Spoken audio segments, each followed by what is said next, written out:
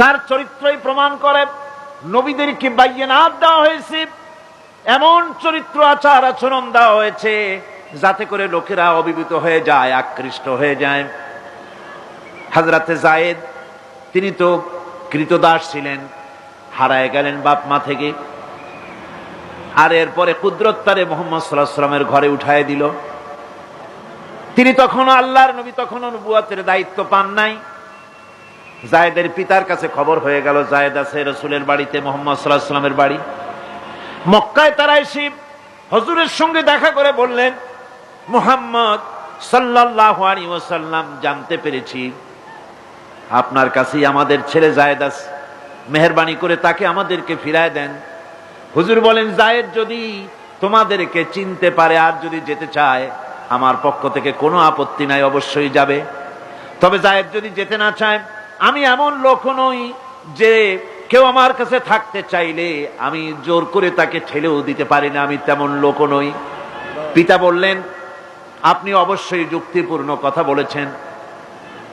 হযরতে যায়েদকে আনা হলো।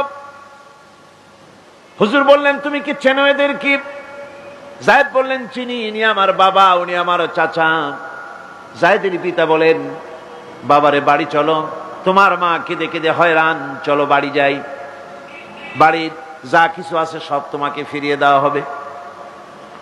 হযরতে যায়েদ বলতেছেন, পিতা বাড়িতে যা আছে তাই শুদ্ধ, তামাম দুনিয়াটা যদি আমারে দেওয়া হয়, এই লোকটির কাছে থেকে যে ব্যবহার পেয়েছি আমি এই লোকের কদম ছেড়ে যেতে পারি না। তার চরিত্রই প্রমাণ করে তিনি নবী, কি ব্যবহারটা পেয়েছেন। হযরত আনাস রাদিয়াল্লাহু তাআলা আনহু ছোট মানুষ, 8 বছর বয়সের সময় হুজুরের খাদেম হয়ে হুজুরের বাড়িতে আসছেন।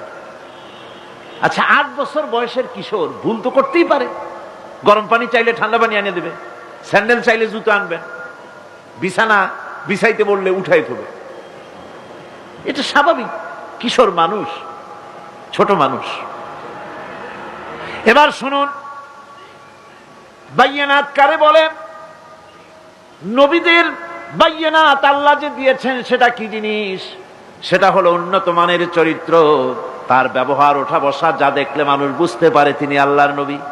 হযরতে আনাসের মুখে শুনুন।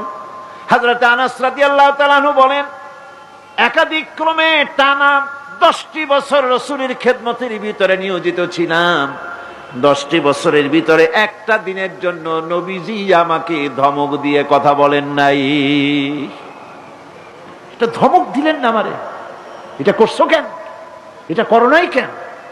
সুবহানাল্লাহি বিহামদিহি। গোটা পৃথিবীর সমস্ত মুমিন মুসলমানদের, পুরুষ আর নারীদের জীবন, কলিজা, রক্ত রাসূলের কদম মোবারক উৎসর্গ হয়ে যায়। কারে বলে নবী রাসূল? কি চরিত্র! বাইয়িনাত।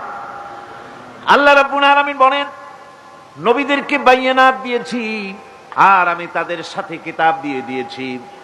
কিতাবও এমন কিতাব যেই কিতাবের কোনো তুলনা নাই।